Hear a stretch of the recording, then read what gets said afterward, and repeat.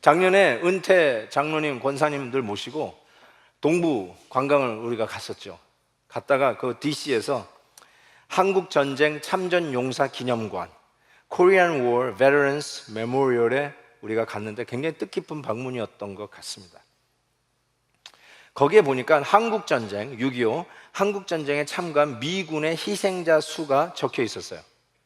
미군이 한국전쟁에 참여해서 몇 명이 죽었는지 아십니까? 5만 4,246명이 죽었어요. 5만 4,246명. 여러분, 월트레이드 센터 무너졌을 때 3,000명 죽었습니다. 그래서 거기에 그라운드 지로, 그 다음에 메모리얼 그 기념석이 서 있는데, 우리 한국에 5만여 명의 미군 기념하기 위해서 뭐 하나 지어진 게 있나요? 한번 생각해 보세요. 5만 4천여 명이 죽었어요. 부상자가 10만 3천여 명이 부상을 당했어요. 한국 군인은 몇 명 죽었는 줄 아세요? 이 한국전쟁에 5만 8천 명이 죽었어요. 근데 미국 군인은 5만 4천 명 플러스 죽고 8만여 명이 부상을 당했어요. 어마어마한 희생. 전 그걸 보는 순간에 그냥 뭉클했어요. 우리나라가 그냥 이대로 있는 것이 그냥 운이 좋아서 있는 게 아니구나라는 생각을 했어요. 그 아래 이렇게 써 있어요.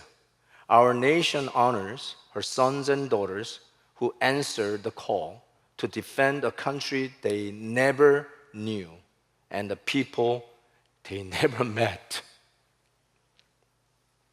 단 한 번도 들어본 적이 없는 나라를 위해, 단 한 번도 만나보지 못한 백성들을 위해 부름에 응답했던 우리들의 아들과 딸들을 기립니다. 난 그것만 해도 뭉클해요. Forever grateful. 언더우드 선교사와 아펜젤러 선교사를 필두로 해서 서구의 선교사님들이 우리 한국의 구석구석까지 들어가서 복음을 전했습니다. 수많은 기독교 학교와 병원들을 세웠고 수많은 인재들을 발굴해서 고통받는 사람들을 치유하는 일들을 우리 서구의 선교사님들이 감당했습니다. 광해원, 제중원, 세브란스, 여러분이 다 아실 것입니다.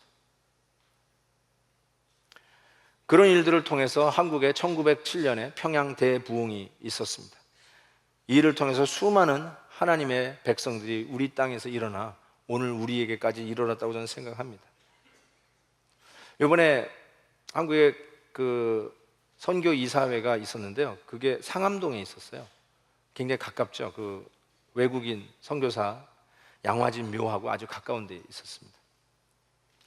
여러분, 우리나라에 선교 와서 선교사님들이 많은 분들이 목숨을 잃었는데 그 중에 참 안타까운 것은 아버지 엄마를 줄레줄레 짜러왔던 어린 아이들, 아니 한국 땅에서 태어난 그 선교사 자녀들, 2살짜리, 3살짜리 그런 아이들이 죽었는데, 그들이 묻혀있는 그 양화진 묘지에 보면 이런 말들이 적혀져 있습니다. 나에게 천의 생명이 주어진다면 그 모두를 한국에 바치겠습니다. 루비 캔드릭. 나는 웨스트민스터 사원에 묻히기보다 한국에 묻히기를 원하노라. H.B. 허버트. 섬김을 받으려 함이 아니라 도리어 섬기려 하노라. 아펜젤러. 주님, 길고 긴 여행을 끝내고 이제 안식을 얻었습니다. 테일러.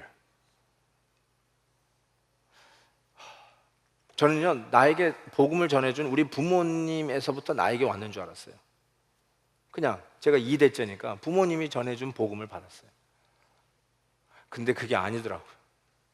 나에게 이 복음이 오기까지 수많은 사선을 넘어, 아니 수많은 생명의 피를 뿌리고 나에게 왔다는 게 깨달아지더라고요.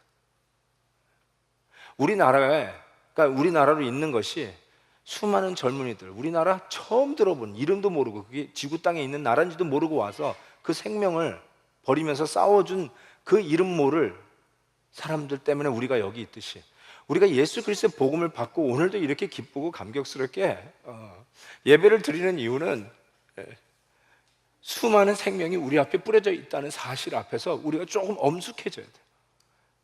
You cannot take this for granted. 그냥 당연히 주어진 것처럼 당연히 여기면 안 돼요. 이래서는 안 되는 거예요. 복음 받고 생명의 피를 뿌려서 오늘도 그 복음의 혜택을 누리고 살아가는 우리들이 이런 식으로 살면 안 된다는 거죠.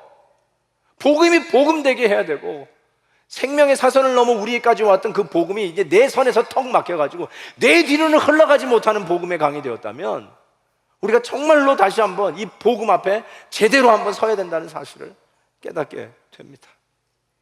사랑하는 성도 여러분, 우리가 로마서 강해를 시작하면서 하나님이 어떻게 나를 바꿔갈지에 대한 기대를 가지십시다. 바꾸려고 노력하지 마세요. 나 이제 바뀌어야지, 그런 거 할 필요도 없어요. 인위적으로 하지 마세요. 복음이 여러분을 만나고, 복음에 여러분을 가슴을 치기 시작하고, 복음이 여러분을 정통으로 만나기 시작하면 복음이 여러분을 바꿀 거예요. 그거에 대해서 마음 열고 기다리고 계세요. 오늘 이 첫 시간부터 복음의 방망이로 여러분의 가슴을 치기 시작하는 하나님의 놀라운 역사에 동참하시고, 새로운 챕터, 새로운 역사를 쓰실 하나님의 뜻 가운데 오늘도 이 말씀으로 여러분을 바꾸실 그 하나님 앞에 여러분을 맡기며 쓰임받기를 주의 이름으로 축원합니다.